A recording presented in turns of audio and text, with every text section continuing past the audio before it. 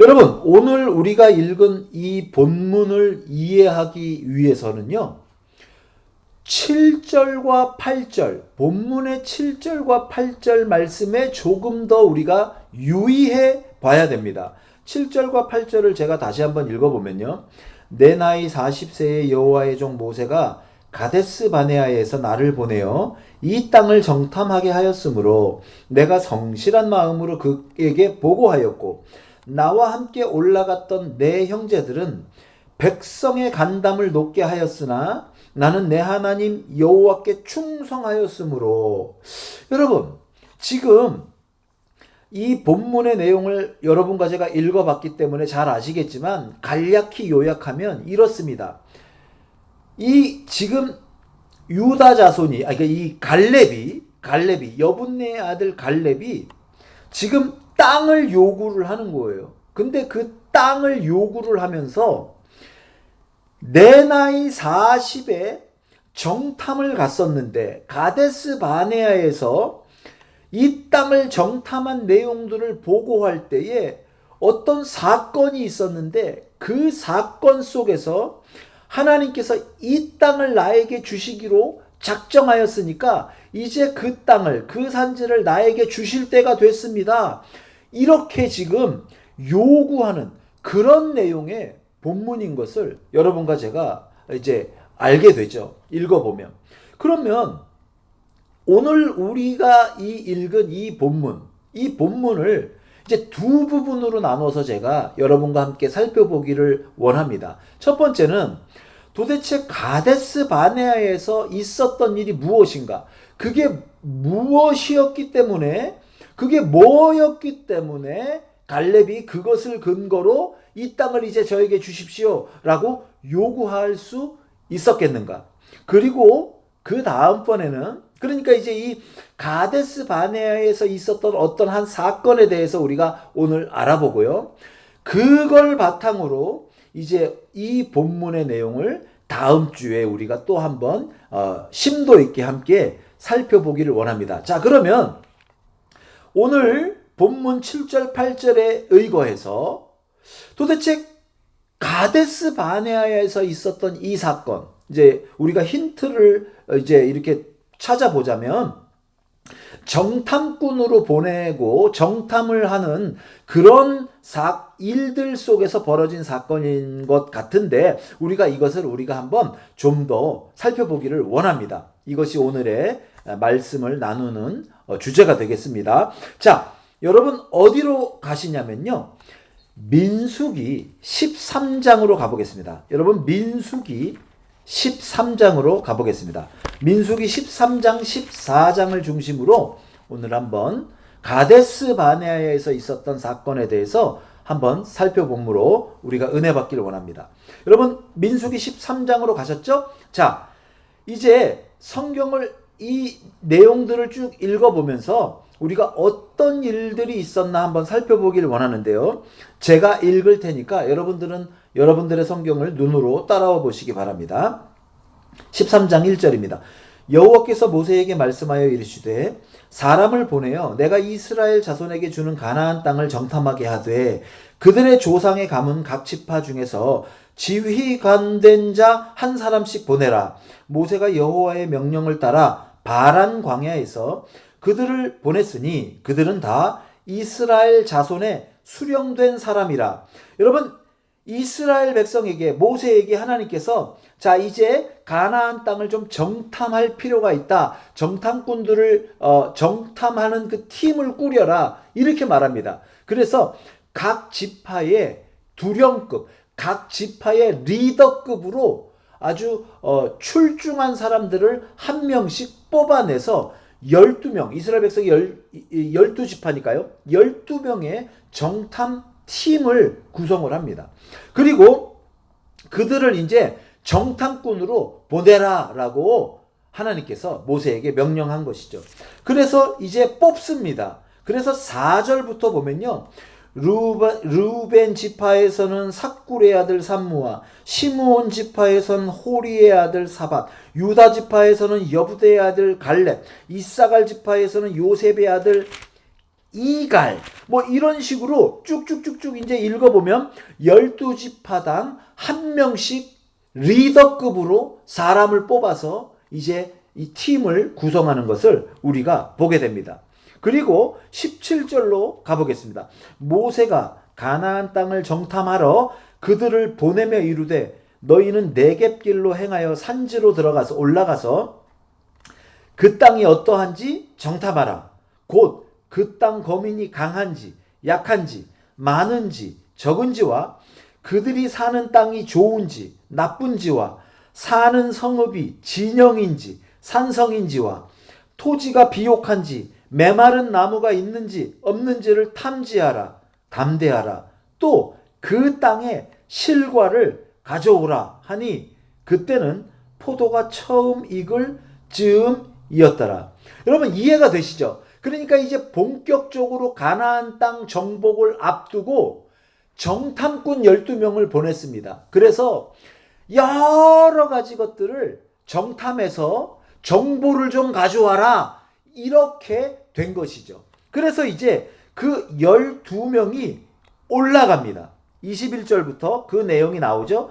이에 그들이 올라가서 땅을 정탐하되 신광야에서부터 하맛 어기 르홉에 이르렀고 또 네겝으로 올라가서 헤브론에 이르렀으니 헤브론은 애굽 소환보다 7년 전에 세운 곳이라 그곳에 아낙 자손 아히만과 세세와 달메가 있었더라. 또 에스골 골짜기에 이르러 거기서 포도송이가 달린 가지를 베어 둘이 막대기에 꿰어 매고 또 석류와 무화과를 따니라. 이스라엘 자손이 거기서 포도를 베었으므로 그곳을 에스골 골짜기라 불렀더라. 40일 동안 땅을 정탐하기를 마치고 돌아와 바란 광야 가데스에 이르러 모세와 아론과 이스라엘 자손의 온 회중에게 나와 그들에게 보고하고 그 땅의 과일을 보이고. 여러분 이제 가데스 바냐가 어떤 것인지 이제 아시겠죠? 정탐을 40일 동안을 정탐을 합니다. 그리고 이제 그곳에 모여서 이 가데스라는 곳에 모여서 이제 모세와 이스라엘 백성들에게 가나안 땅 40일 동안 정탐했던 그 정탐의 결과를 보고하는 곳이었다는 거예요. 그러면서 이제 모세와 이스라엘 백성들에게 그 정탐 결과를 보고를 합니다. 자, 그런데 여러분 이제부터 한번 잘 보십시오. 27절. 모세에게 말하여 이르되 당신이 우리를 보낸 땅에 간즉 과연 그 땅에 젖과 꿀이 흐르는데 이것은 그 땅의 과일이니이다. 그러나 그 땅 거주민은 강하고 성읍은 견고하고 심이 클 뿐만 아니라 거기서 아낙 자손을 보았으며 아말렉인은 남방 땅에 거주하고 헤딘과 여부스인과 아모리인은 산지에 거주하고 가나안인은 해변과 요단가에 거주하더이다. 자, 여러분 이제 12명의 정탐꾼이 보고를 시작합니다. 그런데요, 이제부터 주위에서 우리가 이제 이 앞으로 읽어볼 내용들을 살펴보면 12명의 이 정탐꾼이 두 그룹으로 극명하게 나눠집니다. 12명의 정탐꾼이요, 두 그룹으로 극명하게 나눠지는데 이 그룹이 나눠지는 그 중요한 포인트가 있어요. 이제 그것을 살펴보기를 원하는데요. 자, 첫 번째 그룹은요, 어떤 그룹이었냐면 정탐의 결과를 아주 안 좋게 평가하는 그런 그룹입니다. 이 그룹은요, 12명 중에 10명이 속해 있어요. 10명이. 자, 그런데 이들이 어떻게 안 좋게 평가하는지 정탐의 결과를 우리가 한번 살펴보기를 원하는데요. 우선 13장 28절 여러분 함께 같이 읽어봅니다. 시작. 그러나 그 땅 거주민은 강하고 성읍은 견고하고 심이 클 뿐 아니라 거기서 아낙 자손을 보았으며. 여러분 어때요? 이 사람들의 이 두 그룹 중에 이 첫 번째 이 한 그룹의 의견은 뭔가 정탐의 결과를 듣다 보면 마음에 막 걱정이 생기고 정말 이거 우리가 할 수 있을까? 이런 마음이 드는 그런 내용들을 보고를 하는 거예요. 정말 그 땅은 적과 꿀이 흐르는 땅이 맞는 것 같습니다. 이렇게 실과도 이렇게 과실도 잘 맺고 땅이 비옥했습니다. 그런데 그 땅을 과연 우리가 정복할 수 있을까요? 왜? 이유가 뭐야? 그 땅에 살고 있는 사람들은요, 너무 강해요. 그리고 그 성들은요, 너무 견고해요. 너무 크고요. 걱정이 돼요. 여러분, 이렇게 보고를 하기 시작하는 거예요. 자, 그 다음에 31절, 다 같이 한번 또 읽어보겠습니다. 31절, 13장, 시작. 그와 함께 올라갔던 사람들은 이르되 우리는 능히 올라가서 그 백성을 치지 못하리라. 그들은 우리보다 강하리라 하고. 그렇죠? 여러분, 이 첫 번째 그룹의 사람들은, 정탐꾼들은요, 계속해서 부정적이고 들으면 마음이 약해지는 그런 식으로 보고를 계속합니다. 올라갔던 사람들은 이르되 우리는 능히 백성을 쳐서 전쟁을 해서 그 전쟁에 이기지 못할 겁니다. 너무 강해요. 우리는 그 앞에 비하면 아무것도 아닙니다. 이렇게 말해요. 자, 32절 또 한번 읽어보겠습니다. 시작. 이스라엘 자손 앞에서 그 정탐한 땅을 악평하여 이르되 우리가 두루 다니며 정탐한 땅은 그 거주민을 삼키는 땅이요 거기서 본 모든 백성은 신장이 장대한 자들이며. 여러분 33절까지요. 거기서 네피림 후손인 아낙 자손의 거인들을 보았나니 우리는 스스로 보기에도 메뚜기 같으니 그들이 보기에도 그와 같았을 것이니라. 여러분 어때요? 제가 12명의 정탐꾼 이 무리가 두 그룹으로 나눠져서 보고를 한다 그랬잖아요. 그 중에 이 악평하는 그룹이 있었다는 거예요.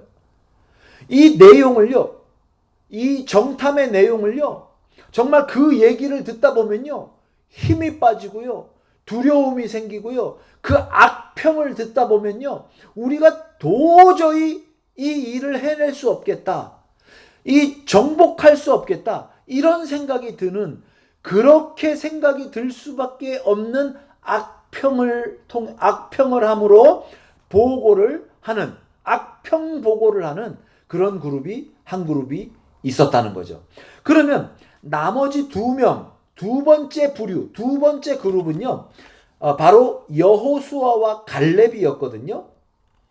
근데 이 갈렙이 오늘 우리가 읽은 그 본문의 바로 그 갈렙이죠. 그 갈렙이 7절과 8절에서 말한 가데스 바네아에서의 사건이 지금 이 사건을 말하는 거죠. 그런데 이 갈렙과 여호수아 이 두 명은 12명의 정탐꾼 중에 이 두 명은 이렇게 말합니다. 자, 이들의 보고 내용을 한번 우리가 살펴보도록 하겠습니다. 30절. 여러분 13장 30절 함께 읽어보겠습니다. 시작.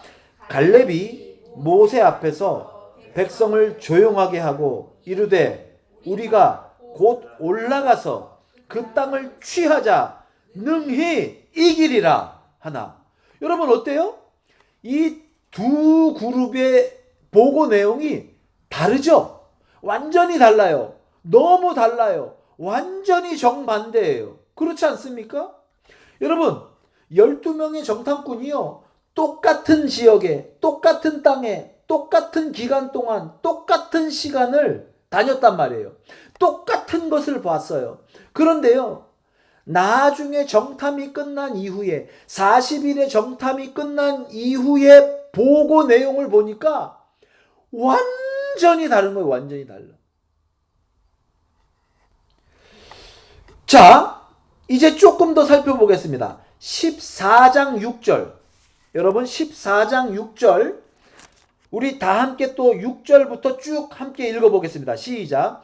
그 땅을 정탐한 자 중 눈의 아들 여호수아와 여분네의 아들 갈렙이 자기들의 옷을 찢고 이스라엘 자손의 온 회중에게 말하여 이르되 우리가 두루 다니며 정탐한 땅은 심히 아름다운 땅이라 여호와께서 우리를 기뻐하시면 우리를 그 땅으로 인도하여 들이시고 그 땅을 우리에게 주시리라.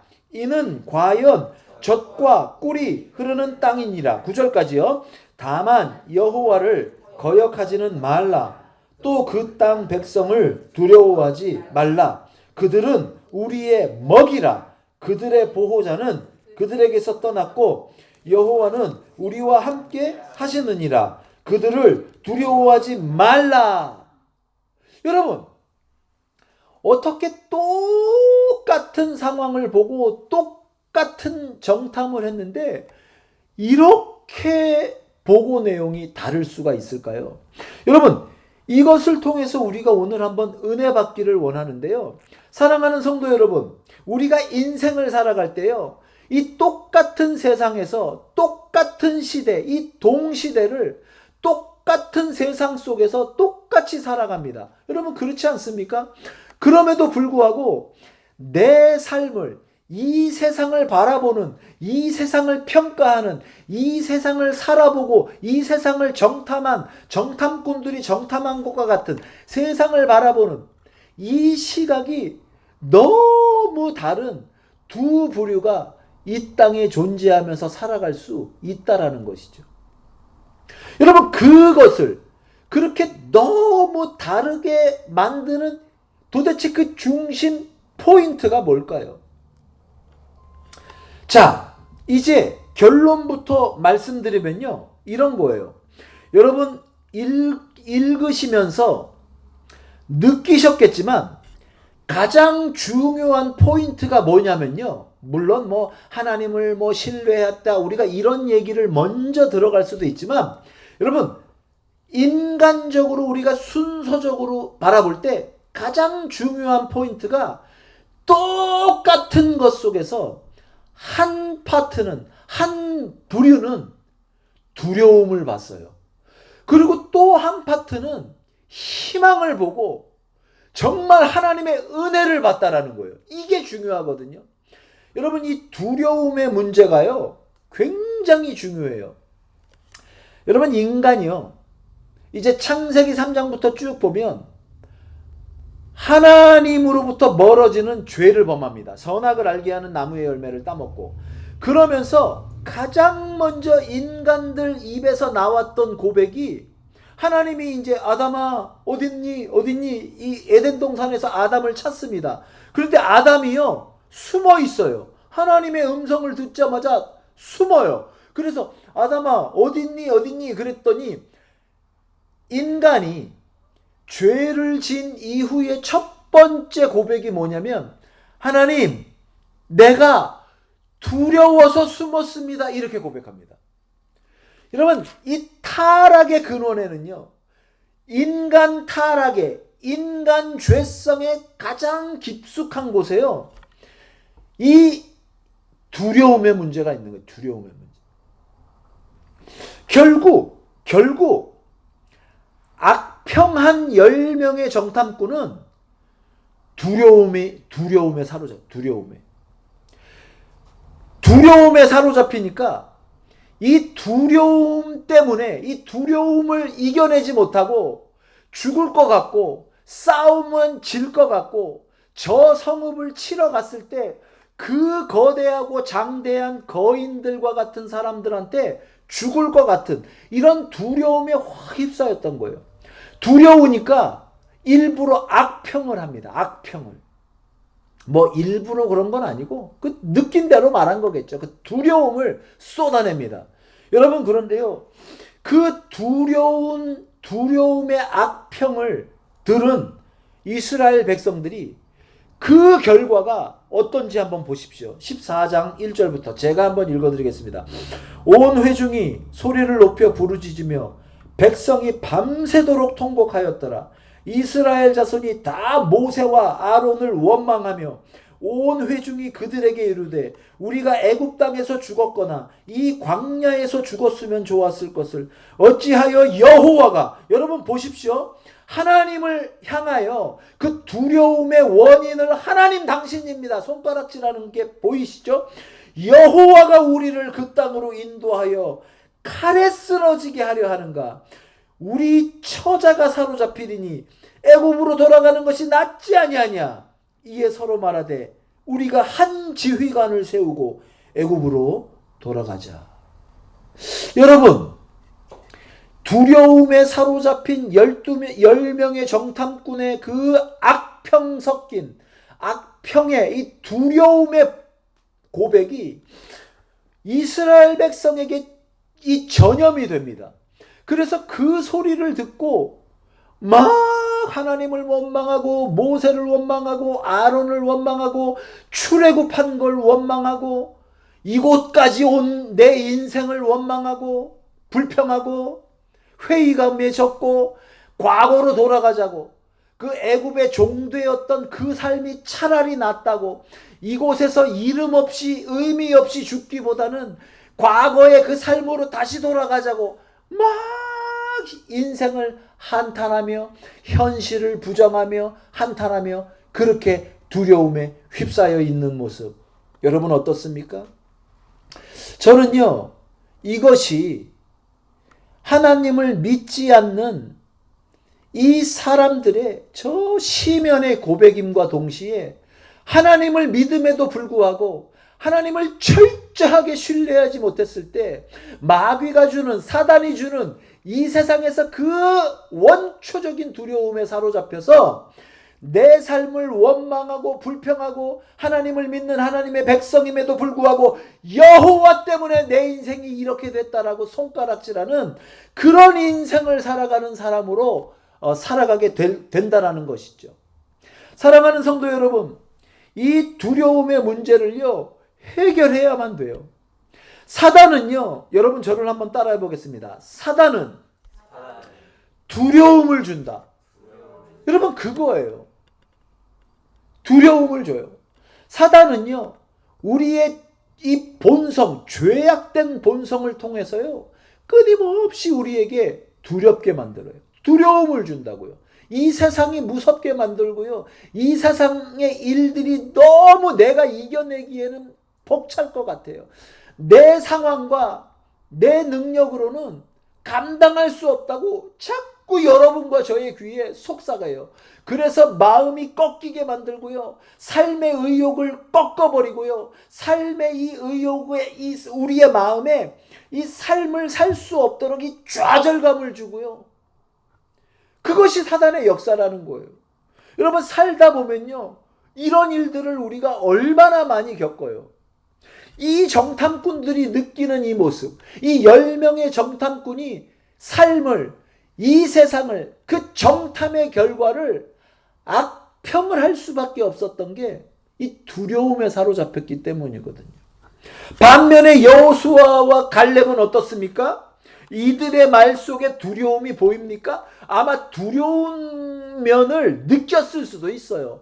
두려웠을 수도 있어요. 그럼에도 불구하고 그들은 여호와 하나님을 신뢰하면서 여호와를 거역하지 말자, 그 땅 백성을 두려워 말자, 그들은 우리의 먹이다, 그들을 지키는 신은 이미 그들을 떠났다, 아무것도 아니다, 그 땅을 지키는 신이라는 것은 그냥 아무것도 아니다, 우리가 함께 올라가자, 그 땅을 취하자. 여러분 이렇게 고백을 하는 거예요. 사랑하는 성도 여러분, 믿음이 무엇입니까? 신앙이 무엇입니까? 하나님의 백성이라는 게 무엇입니까? 하나님을 믿는다는 게 무엇입니까? 복음이 무엇입니까? 이런 고백하면서 사는 거예요. 이런 고백.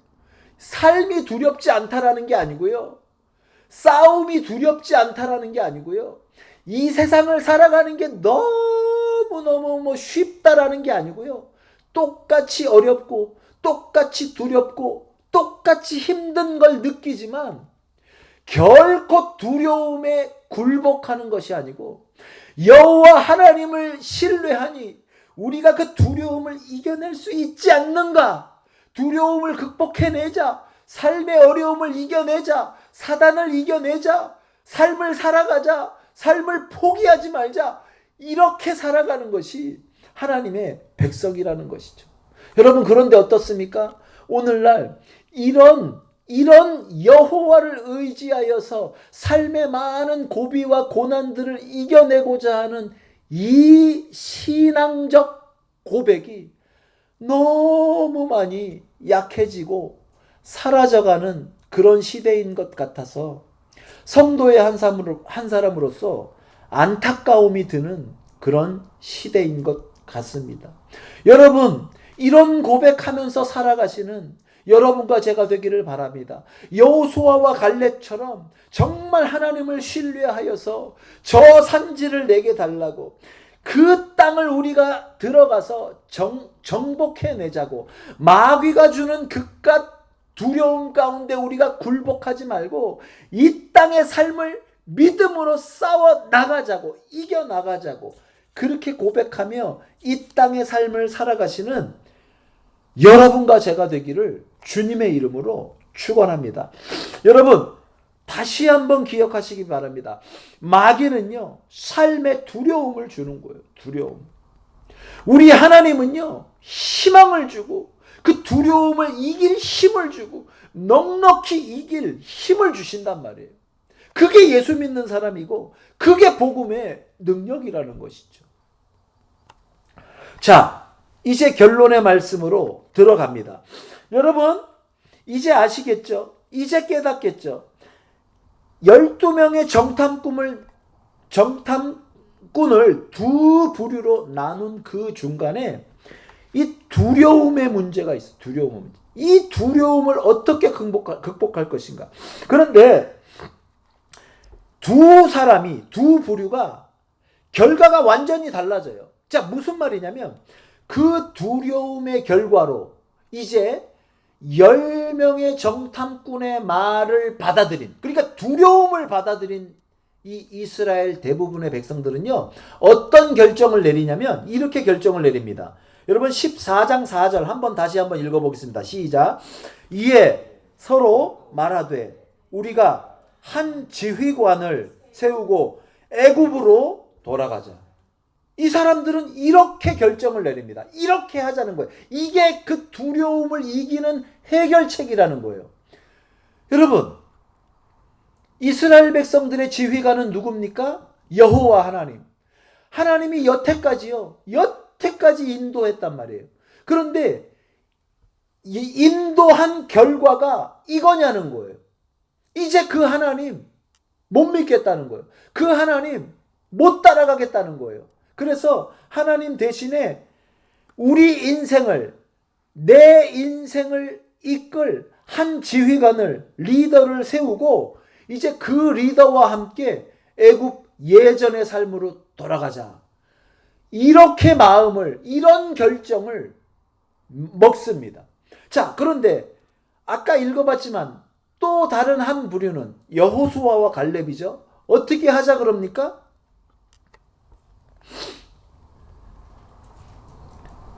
8절 14장 여호와께서 우리를 기뻐하시면 우리를 그 땅으로 인도하여 들이시고 그 땅을 우리에게 주시리라. 이는 과연 젖과 꿀이 흐르는 땅이니라. 다만 여호와를 거역하는 것과 또 그 땅 백성을 두려워 말자. 이들은요, 두려워 말자라는 거예요. 여호와의 이름을 신뢰하고 하나님을 붙들고, 여기까지 인도한 하나님을 붙들고 두려움을 이겨내자는 거예요. 올라가자는 거예요.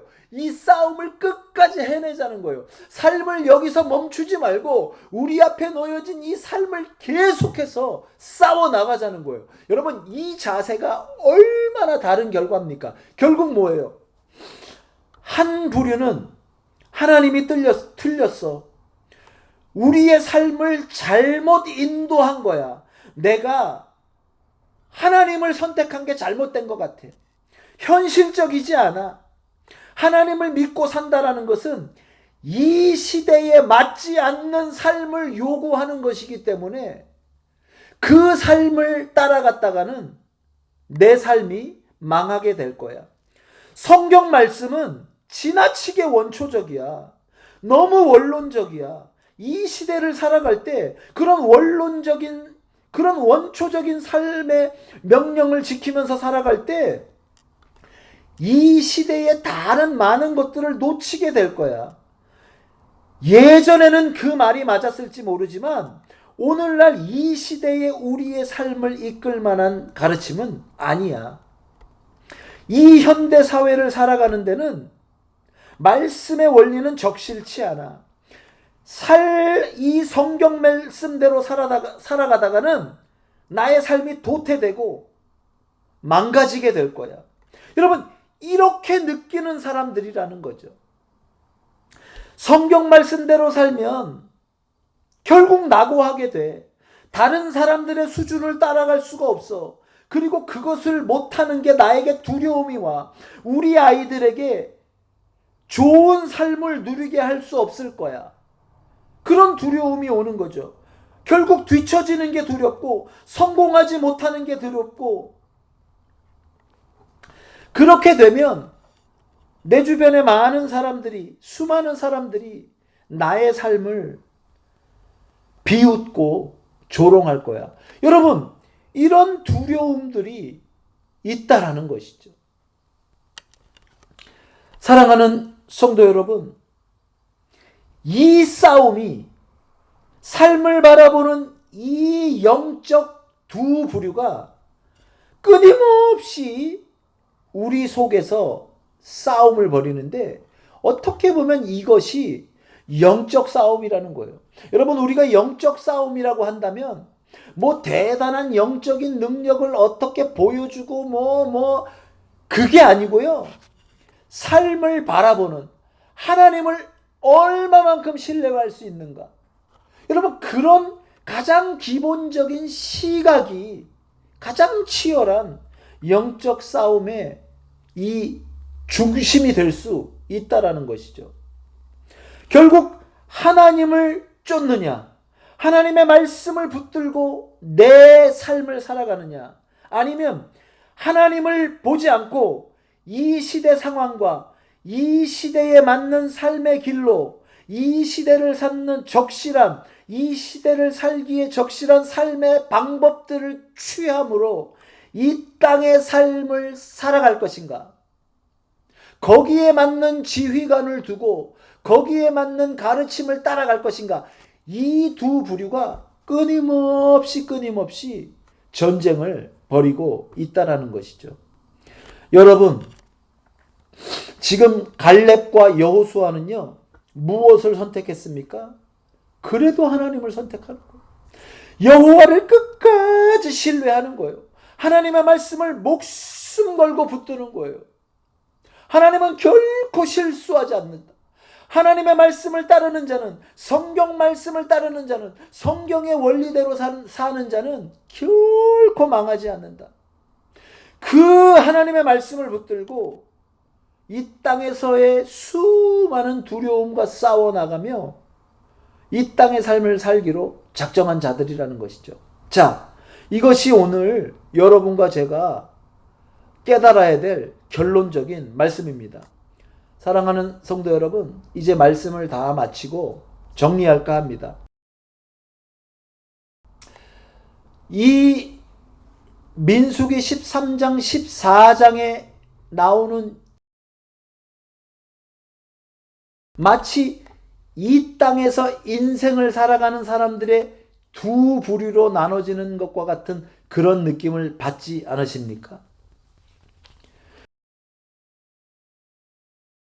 이 땅에서의 삶을 인도할 한 지휘관을 두고 하나님 외에 정말 적합하다고 생각하는 한 가르침을 줄 수 있는 그런 무언가를 두고 그것들을 따라가며 그것을 신뢰하며 이 땅의 삶을 살아갈지, 아니면 무슨 일이 있어도, 어떤 일이 있어도 여호와 하나님만이 참 신이며 그분만이 내 인생을 붙들어 줄 수 있고 그분만이 나의 삶을 바른 길로 인도해 줄 수 있다라는 그 확신을 가지고 이 땅에서의 모든 삶의 두려움의 문제를 말씀을 붙들고 하나님을 붙들고 뛰어넘으며 이겨나가며 이 땅에서의 믿음의 선한 싸움을 싸우기를 주저하지 않는 그런 삶의 자리에 설 것인지, 여러분과 제가 오늘 이 시간 다시 한번 결단할 수 있는 그런 시간이 되기를 주님의 이름으로 축원합니다.